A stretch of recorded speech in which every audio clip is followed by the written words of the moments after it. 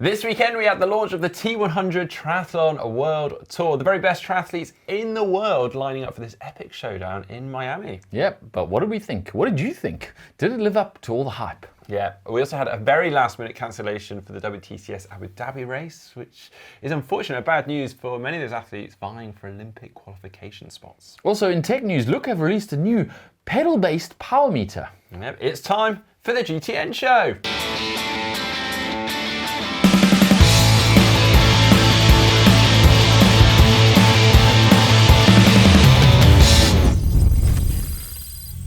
Okay, kicking off the show this week with the thing everyone's talking about, the T100 Triathlon World Tour. Should we start with the negatives? No. Yeah, let's start with the positives, because there were a lot of positives. Yeah. We've been waiting for this for a while. It's been hyped up for a few years that the TTO was going to do something like this, and it's finally here. The T100 World Tour. It's going to be 8 races this year. Big money on the line, and also big kudos and obviously big points for the series ranking, etc. It's a big deal. They signed the top 20 athletes in the world pretty much to race all of the races, and yeah, this was the first kind of taste of what that's going to look like. There were a few negatives, but we'll get to those in a minute. I guess the standout thing, this time of year, normally, we're waiting for Ironman South Africa. Or Oceanside is like the first race, and you finally know what kind of shape people are in, and everyone's keeping their powder really dry for like September, October. So this is really unusual that we've got such a high caliber field turning up to a race. And you might say, but some of them would have been like, let's just smash these first ones and get a good lead in the points. But none of them really knew about this until like a couple months ago when this was all announced. So they didn't really have that much time. So it's really just a kind of like, well, let's see where we're at right now. And from that perspective, it delivered some pretty impressive racing, considering it is only March. Those pros were really willing to put it all out there. Well, there was a lot at stake, as you say, all the points involved in the series ranking, but for first place, you get 25k, then it's down to 16k, 12k for the top three. I mean, that's pretty And perhaps more importantly, the same points for this race as the 5th, 6th, 7th races in the series. Not quite the same as the grand final, that has some extra points.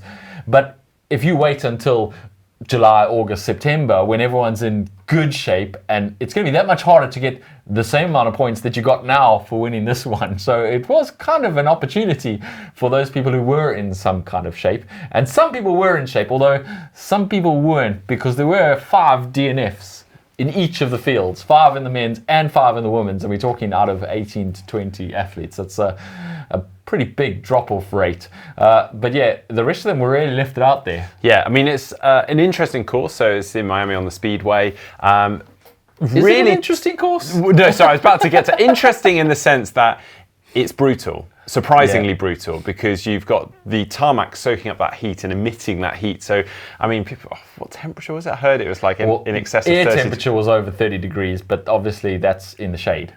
And there is no shade on that course whatsoever. It is all in the baking sun, and you've got tarmac baking you from below. It was hot, and it looked hot from what we saw of the racing. So, we watched the race, or I kind of tuned in and out. What did we think then? It wasn't quite the explosion of new racing that we were hoping for, of this whole new era of triathlon where there's a whole new era of coverage, and you're seeing a whole much more in-depth, and you're seeing a whole much more data and details and really exciting racing. It was very much the same as we've always seen. Yeah. And the racing you can excuse a little bit, because like we said, it's March. Yeah. But the coverage, it was a bit lacking. Yeah, so there were a few more camera angles, maybe a slight improvement from previous events, because they have had feedback from other events. I guess the bit that was still lacking, and I was really hoping for, was that information, the data on screen, kind of being able to just tune in and out, dip in and out, and just know what's going on, as you can do for a lot of other sports, which means that, do I think my mum is suddenly going to sit down with me and watch this? Probably not.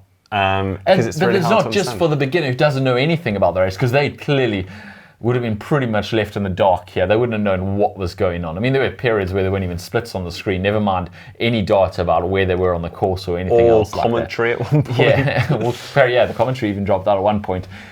But even for the more seasoned who know what's going on in triathlon, there was no like depth going into their power numbers or the history of the athletes, or even going further back in the field and see who was moving up and down.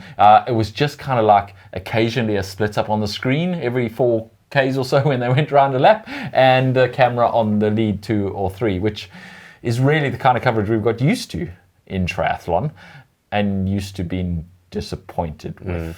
So yeah, hopefully they'll up their game. Hopefully we'll get more information. I think they did do a very good job as far as setting the season and setting the scene for the season. Their main goal, the T100's main goal for this, the PTO's main goal, is to build a season-long narrative. And that is like, we get to know these athletes as they go through different races, and as different things happen throughout the season. You also get to know who's racing who, and who's moving up and who's moving down, and who was in good form too early and who's going to come into good form later on. And I think there's a fair aspect of that already. I mean, I'm already interested to see how Alistair Brownlee handles the heat in Singapore 5 weeks after melting in the heat in Miami.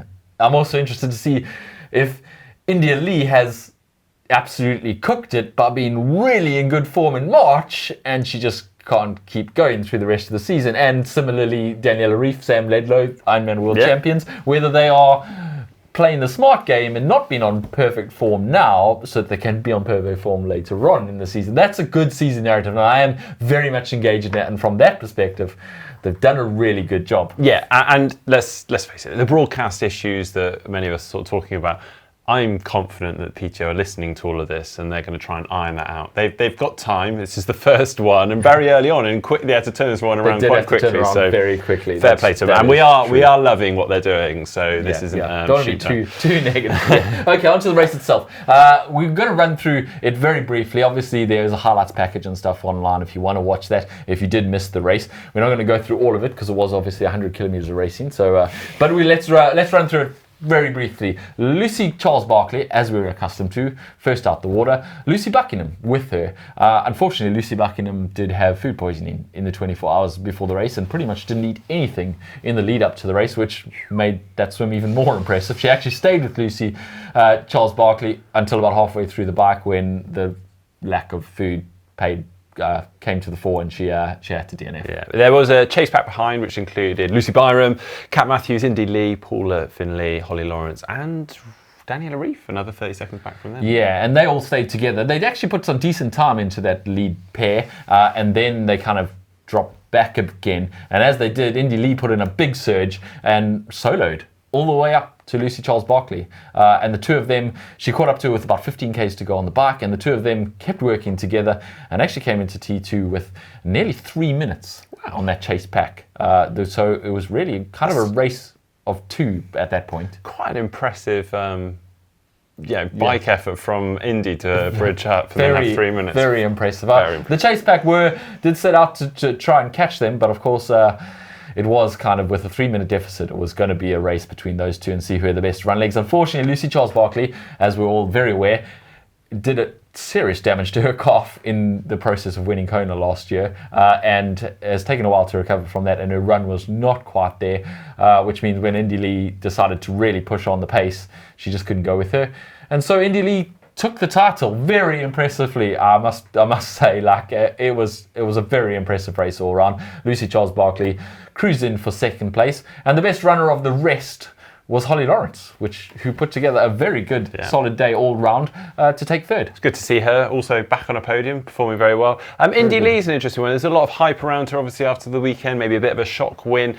She's always been there, but I mean, I think people are forgetting she is a previous ETU European champion. She has got calibre. She's a very, very good athlete, and I think, as she said in some post-race interviews, she's just so happy she finally put together what she knew she was capable of, and very well deserved. Congrats to her. She actually said in a post afterwards, as athletes, we live for the days that it all comes together. Saturdays were one of those days for me at the T100 Miami. I'm still struggling to find the words to express how this win feels.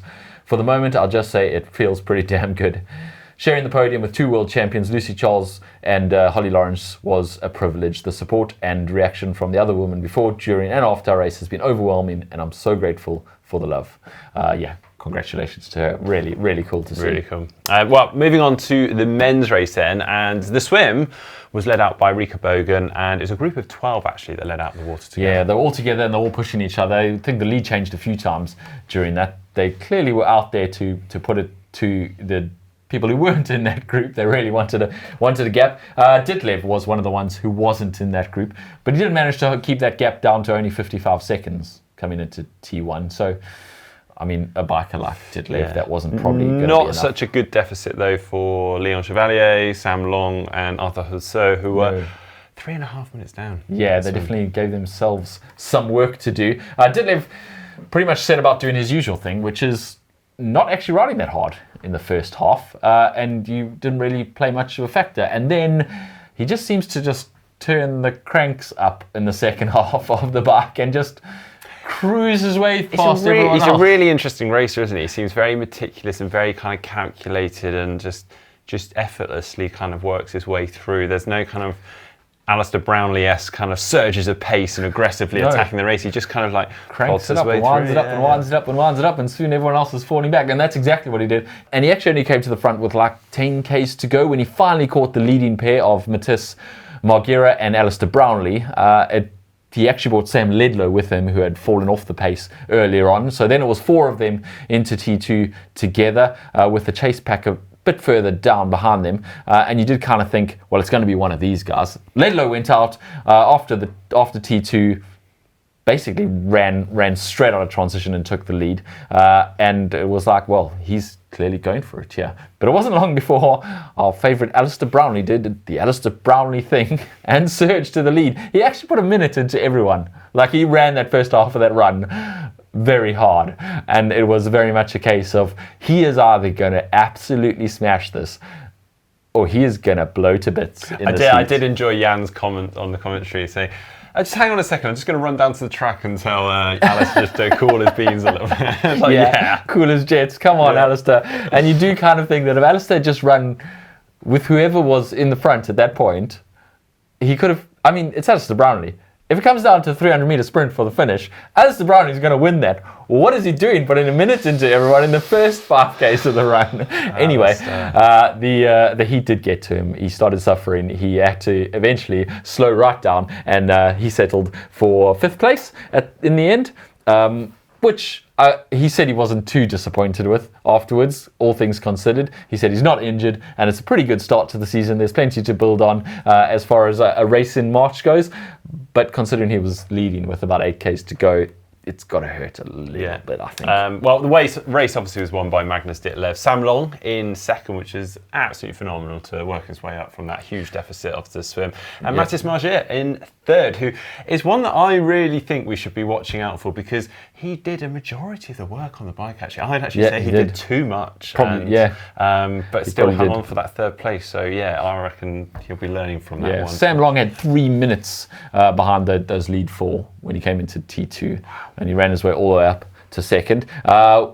The gun runner of the field, Jason West, had 7-minute deficit. He did actually run the fastest run split, but it was only enough to actually hold on to 7th place for him. Yeah, he's have to do better on the swim and the bike, even if he's going to run the fastest runs. But to be honest, it was only 50 seconds faster than Sam Long. Sam Long really did put together a very impressive race, and I look forward to seeing what he can do in the next race. Yeah, awesome. Well, let us know what you thought to the T100 Triathlon World Tour this weekend in Miami in the comment section down below. Now moving on though to the WTCS Abu Dhabi race, which unfortunately was cancelled at the very last minute. Now this was obviously kind of the opener to the WTCS series for 2024, and it was cancelled due to severe adverse weather forecasts. Now in a statement they said, "We do not at any stage wish to put our athletes in danger, and the forecast adverse weather would have jeopardised the safety of the events. The safety of our athletes is of paramount importance, and this decision has not been taken lightly." Now this was obviously a very important race as well, because for a lot of nations and athletes, this is where they're trying to vie for their kind of Olympic. Yeah, I mean, we built it up last week. It is the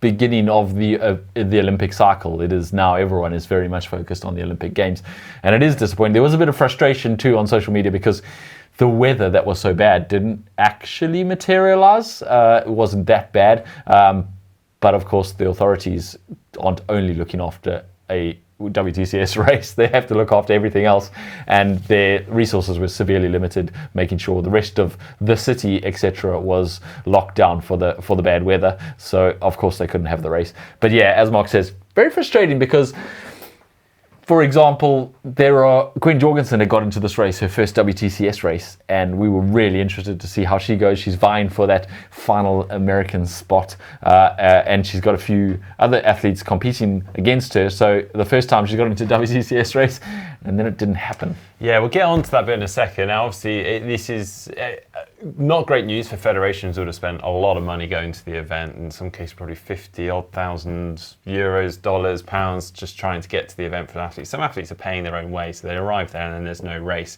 So we actually saw a lot of them trying to make the most of the situation, and you may have seen on social media a few of them doing race simulations the next day. The Norwegians are out there smashing around, taking lactate measurements and all sorts.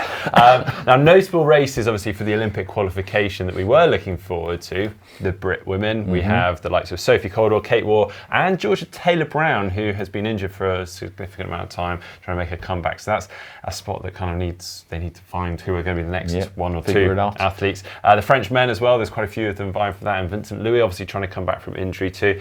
As you said, the US women, Gwen Jorgensen has that 5th spot. She was on the start list for Abu Dhabi. However, you've got the likes of Katie Seferis and Gina Serrano, who are very close behind.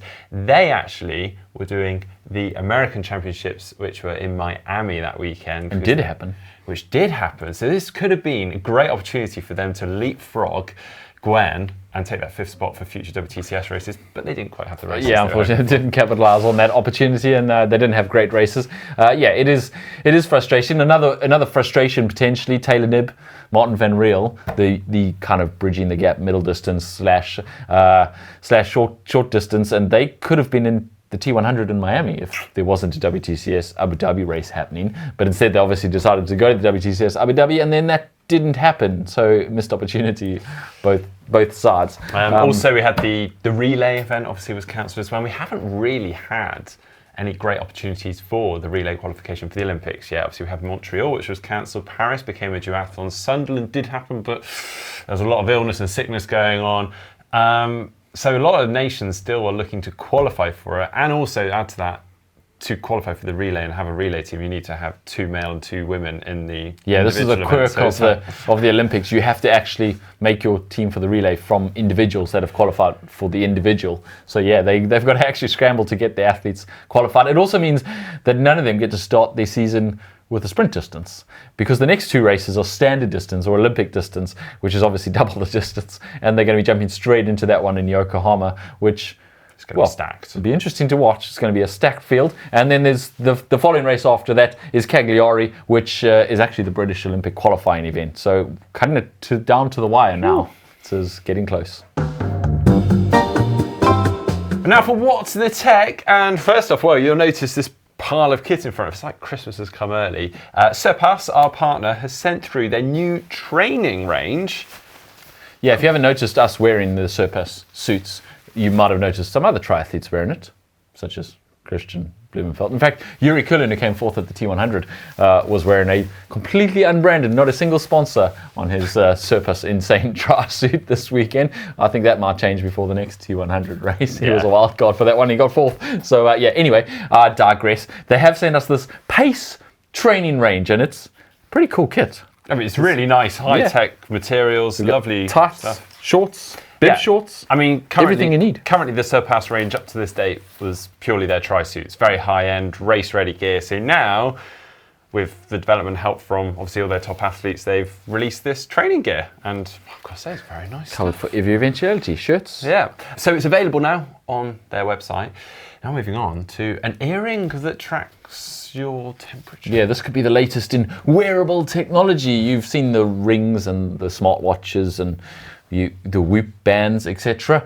Well, now you can wear them on your ears. Yeah, researchers have released this new earring-based wearable where it measures the temperature on your earlobe, and then another piece hangs down and measures the ambient temperature in the room to compare the two, etc. They are talking about bringing in also heart rate and stress and everything else. Also being able to be worn, and also sustainable power. So obviously when you move your head, it will charge it. So could this be the future, do you think? Maybe we're going to see. I could see you wearing one. I can see Mark wearing dangly earrings instead of his ring or his smartwatch. Did have my ear pierced at one point. It was not, I bet you did. It was not pretty. But yeah. Well, it's still a technology in development at the University of Washington, but they do think it's got some promising future in it. So we'll watch that space. Maybe you'll see Mark wearing some pretty earrings soon. Yeah. Moving on to some more tri-relevant tech news. have just released their Keo Blade Power Meter pedals. So if you currently use Look pedals, well, this is pretty exciting news. And what's really exciting about it is not only have they kept the weight really light, they've also managed to do it without adjusting the Q factor and the height, the stack height of the pedals. Traditionally, when kind of power meter based pedals are created, they end up sort of adding a little extra material and weight, and therefore you actually are technically really meant to adjust your position ever so slightly. Well, with these, you can just whack them on and off like you would with any other ordinary pedals. And they're still in the traditional Look Keo Blade sort of design. So very, very cool. Yeah, available for on-road and off-road. Also available single-sided and dual-sided. The single-sided retailing for £599. The dual-sided retailing for £899. We haven't tried them yet, but it looks pretty cool. Yeah, very cool. Did you also notice that Nike launched or released, I think this is their second release of the Alpha Fly 3. Oh yeah, did you get yourself a pair? Because they're sold out already. Well, more or less in seconds, not even minutes. £285 a pair, and they were sold out in seconds. And apparently pretty much immediately, they were available on eBay for up to £500. And I think they'll probably keep going up as well. Yeah, well, a new release is coming in, I think in a month's time, about the 11th of April. Yeah, so maybe stay. If you don't want to buy them off some dodgy dealer on eBay, you can just wait for those. Okay, moving on to race results, and we're going to rattle through this because we've done enough of race chat today, haven't we? A couple of last kind of big races actually still. Yeah, the America's Triathlon Championships, also from the Miami Speedway where the T100 happened. As we mentioned earlier, that one did happen as opposed to the Abu Dhabi one that didn't. Morgan Pearson took the win there on the men's side ahead of Dare Smith with John Reed in third. Yeah, all training partners actually as well, which is quite impressive. But yeah, got to say Morgan Pearson looked very relaxed and in control, which is pretty good. Did look like it. Yeah. In the women's side, it was won by Elizabeth Bravo ahead of Luisa Vargas in second and Sofia Moreno in third. And then there was also the Mooloolaba Tri down in Australia, and this one came to a sprint finish that ended with a dive. Yeah, very impressive. Charlie Quinn against Caleb Noble, and he actually literally dived across the line, winning by a fingernail, I suppose. I guess they decided that his chest went across first, but he literally dived across the line to get there first and take the win. On the women's side, Rochelle Hill took the win there. Oh, a nice one. That brings back high V kind of race vibes. Yeah. Remember, like Brad Carterfeld throwing himself at the line. Yeah, diving across the line for the win. Yeah. Our pinboard, no pinboard this week. But remember, if you want to submit your own things, link is on screen right now. We're looking for videos of your amazing training venues or pictures of your amazing training venues, your scenery. As spring has sprung, people are getting out there. We want to see the amazing, epic places that triathlon is taking you. So upload them now. Say what? Oh, sorry, I left you hanging there. You did leave me hanging. What?